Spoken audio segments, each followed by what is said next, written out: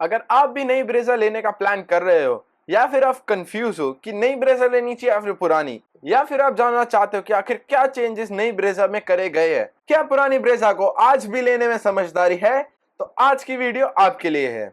So hello दोस्तों, स्वागत है आपका एक नई वीडियो में। आज हम बात करने वाले हैं उन कुछ बड़े चेंजेस के बारे में जो मारुति ने अपनी नई 2026 ब्रेजा फेसलिफ्ट में करे हैं। आज की वीडियो में हम करेंगे दोनों गाड़ियों का direct point two point detailed comparison, design में, इंटीरियर में, परफॉर्मेंस में और हाँ, माइलेज और प्राइस में भी एक एक सच आपको बताने वाला हूं, तो इसलिए वीडियो को एक भी सेकंड स्किप मत करना और एंड तक देखना। तो स्टार्ट करते हैं सबसे पहले इसके फ्रंट प्रोफाइल से। अगर आप फ्रंट प्रोफाइल से देखोगे तो पुरानी ब्रेजा और नई ब्रेजा में आपको ज्यादा चेंज नहीं दिखेगा। बात करें चेंजेस की, तो आपको जो चेंजेस देखने को मिलेंगे फ्रंट लोअर बम्पर में और फ्रंट ग्रिल में। फ्रंट ग्रिल का जो डिजाइन है वो थोड़ा चेंज कर दिया गया है एंड लोअर बम्पर की भी जो डिजाइनिंग है वो कहीं ना कहीं विक्टोरी से इंस्पायर कर दी गई है। फॉग लैंप्स की प्लेसमेंट भी थोड़ी सी चेंज कर दी गई है, लेकिन तब भी ओवरऑल जो लुक है और जो रोड प्रेजेंस है ब्रेजा की वो अभी भी सेम लगती है। डायमेंशन जो है गाड़ी की वो इंटैक्ट पहले जैसी सेम टू सेम रखी गई है। फ्रंट प्रोफाइल के सबसे बड़े अपग्रेड की बात करें तो वो है टॉप वेरिएंट्स में फ्रंट पार्किंग सेंसर्स इंट्रोड्यूस कर दिए हैं एंड 360 डिग्री कैमरा भी डाल दिया है। अगर बात करें हेडलाइट्स की तो वो भी आपको सेम पहले जैसे ही देखने को मिलेगी। तो बम्पर डिजाइन और ग्रिल डिजाइनिंग के अलावा आपको कोई भी मेजर चेंज आगे देखने को नहीं मिलेगा। अगर एक्सटीरियर से बात करूं तो शायद फ्रंट प्रोफाइल ही है जहां से आप पहचान सकते हो कि ये पुरानी ब्रेजा है या फिर नहीं, बिकॉज इसके अलावा एक्सटीरियर में कहीं भी चेंजेस इतने बड़े नहीं करे गए हैं। तो चलिए अब आते हैं इसके साइड प्रोफाइल पे। जैसे कि आप साइड प्रोफाइल में आओगे तो आप नोटिस करोगे कि जो ओवरऑल डिजाइनिंग है वो साइड प्रोफाइल का भी वैसे का वैसा रखा गया है। जो मेजर चेंजेस करे गए हैं वो है इसके एलॉय व्हील डिजाइन में। हालांकि एलॉय के डायमेंशंस हैं वो सब पहले जैसे ही रखे गए हैं। बात करें दूसरे चेंज की साइड प्रोफाइल में, वो है इसके ब्लैक क्लैडिंग में। अब आपको क्लैडिंग में बेस वेरिएंट से एक सिल्वर एलिमेंट एडेड मिलेगा जो कि गाड़ी की ओवरऑल साइड प्रोफाइल में थोड़ा प्रीमियमनेस ऐड कर देता है। तो चलिए अब बढ़ते हैं इसके बैक प्रोफाइल में। अगर आप बैक से देखोगे तो आप पहचान ही नहीं पाओगे कि ये नई ब्रेजा है या फिर पुरानी Brezza, because overall designing and सारे एलिमेंट्स एग्जैक्ट पहले के जैसे सेम रखे गए हैं। रियर बम्पर की प्लेसमेंट, हेडलाइट्स का डिजाइन, टेल गेट का डिजाइन, स्पॉइलर, सब कुछ आपको इंटैक्ट वैसे का वैसा ही पुराने जैसा मिलेगा, कोई भी चेंज नहीं है। साइड प्रोफाइल के मेजर अपग्रेड की बात करें तो वो है इसके ORVM में। इसमें आपको ओवरटेक या फिर लेन डिपार्चर अलर्ट मिलता है। अगर आप चलते हुए अपनी लेन चेंज करते हो या फिर पीछे से कोई ओवरटेक करने के लिए आ रहा होगा तो आपको अपने ORVM में एक अलर्ट दिखेगा। अब पीछे से बड़े अपग्रेड की बात करें तो पीछे अपग्रेड करा गया है कि मारुति ने इसमें ADAS जैसे फीचर्स डाले हैं। अगर बैक करते हुए पीछे से कोई भी गाड़ी क्रॉस कर रही होगी तो ये गाड़ी आपको कोलिजन का अलर्ट देगी एंड ये कहीं ना कहीं सेफ्टी को बढ़ा देता है। तो ये सारे थे वो चेंजेस जो मारुति ने इस नए फेसलिफ्ट में एक्सटीरियर में करे हैं। एंड इसी के साथ अब बढ़ते हैं इसके इंटीरियर में।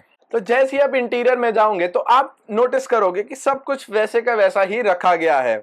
मारुति ने इस फेसलिफ्ट में कुछ भी मेजर चेंजेस नहीं करे हैं। डैशबोर्ड का ओवर लेआउट, स्टीयरिंग व्हील का डिजाइन, इंस्ट्रूमेंट क्लस्टर का डिजाइन, सब कुछ वैसे का वैसा रखा गया है। हाँ, इंफोटेनमेंट सिस्टम का जो डायमेंशंस है वो टॉप मॉडल में आपको ज्यादा बड़ी मिलेगी, बिकॉज टॉप मॉडल में अब आपको मिलेगी 10 इंचेस का इंफोटेनमेंट सिस्टम जो कि पहले 9 इंचेस का आता था। हालांकि बाकी सारे base variants and mid variants में आपको वही पुरानी इंफोटेनमेंट सिस्टम मिलेगा। एंड इसी के साथ इसमें आपको 360 डिग्री जैसे अपडेट्स भी दिए गए हैं। नेक्स्ट मेजर अपग्रेड की बात करें इंटीरियर में तो है वेंटिलेटेड सीट्स। अब मारुति ने टॉप वेरिएंट्स में वेंटिलेटेड सीट्स का भी ऑप्शन प्रोवाइड कर दिया गया है, जिसकी वजह से ओवरऑल गाड़ी का कंफर्ट और ड्राइवेबिलिटी इंप्रूव हो जाती है। नेक्स्ट अपग्रेड की बात करें तो वो है एम्बियंट लाइट। अब आपको टॉप मॉडल में एम्बियंट लाइट्स भी प्रोवाइड करी गई है जो कि आप 64 कलर्स में चेंज कर सकते हैं अपने मूड के हिसाब से। तो अब बात करते हैं इस फेसलिफ्ट के सबसे बड़े अपग्रेड के बारे में, जो कि आप देखोगे इसके गियर लीवर में। जी हाँ, अब आपको मारुति ने ब्रेजा के साथ प्रोवाइड करे है 6 गियर का मैनुअल ट्रांसमिशन। जी हाँ, ये एक ऐसा अपग्रेड है जो कि हर ब्रेजा ओनर या फिर जो भी ब्रेजा को चलाता था वो फील करता था, बिकॉज पहले ब्रेजा में 5 स्पीड का मैनुअल ट्रांसमिशन आता था जो कि सिटी में तो अच्छा चलता था, लेकिन हाईवेज पे 100-120 की स्पीड पे इंजन काफी नॉइजी हो जाता था एंड कहीं ना कहीं फील होता था कि इंजन पे थोड़ा लोड आ रहा है। लेकिन 6 स्पीड का मैनुअल ट्रांसमिशन डाल के अब इंजन और स्ट्रेस फ्री फील होएगा। इंजन पे अब कम लोड आएगा एंड कहीं ना कहीं बेटर माइलेज भी आप एक्सपेक्ट कर सकते हैं। पहले 5 स्पीड मैनुअल ट्रांसमिशन में जब आप गाड़ी को 5th गियर पे 100 की स्पीड पर क्रूज करते थे तो इंजन का आरपीएम अराउंड 3000 आरपीएम के आसपास रहता था।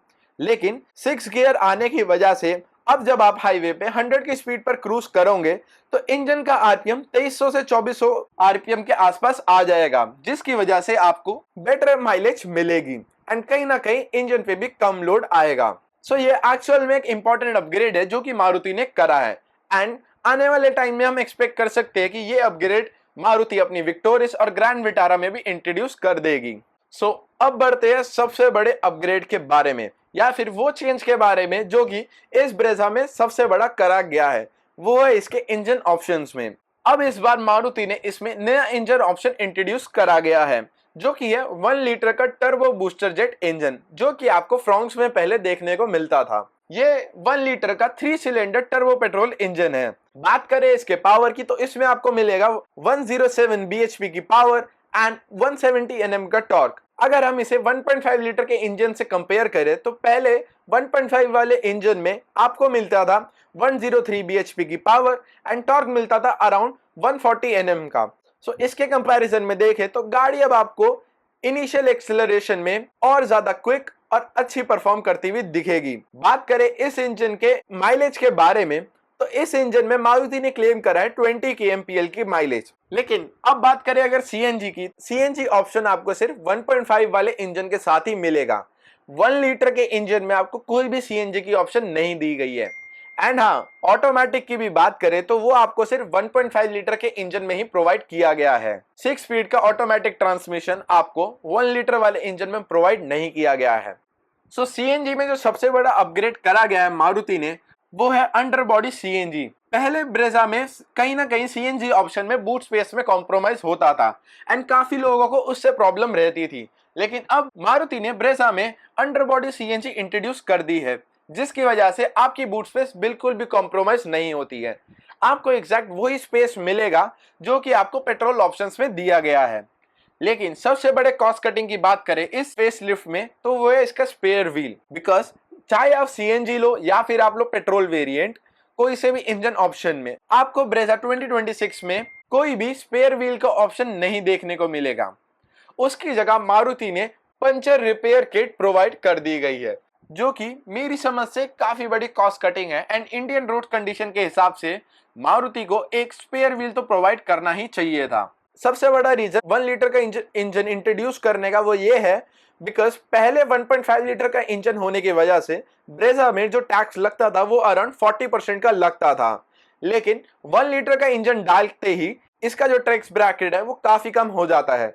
1 लीटर वाले इंजन में सिर्फ 28 से 30% का जीएसटी लगता है, जिसकी वजह से आप देखोगे कि इस वेरिएंट का जो कॉस्टिंग है वो भी काफी कम हो गया है। सो अब बात करें अगर सीएनजी में माइलेज के बारे में तो कंपनी ने क्लेम करा है 27 का माइलेज, जो कि अपनी कैटेगरी में सबसे बेस्ट रहेगा। तो ये थे वो सारे फीचर्स और अपग्रेड्स जो आपको नए 2026 ब्रेजा में पुरानी ब्रेजा के कंपैरिजन में देखने को मिलेंगे। सो आपके हिसाब से आपको कौन सा फीचर या फिर अपग्रेड सबसे पसंद आए जरूर बताना। एंड क्या आपको भी लगता है कि स्पेयर व्हील हटाकर मारुति ने एक काफी बड़ी कॉस्ट कटिंग करी है? मुझे कमेंट सेक्शन में जरूर बताना। एंड आपकी हेल्प के लिए मैंने कुछ बेस्ट कार एसेसरीज के ऑफिशियल परचेज लिंक नीचे कमेंट सेक्शन में डाल दिए हैं, आप वहां जाके चेकआउट कर सकते हैं। वीडियो पसंद आई तो लाइक करें, चैनल को सब्सक्राइब करें। इसी के साथ साइनिंग ऑफ फॉर टुडे, मिलते हैं ऐसी एक नई वीडियो में।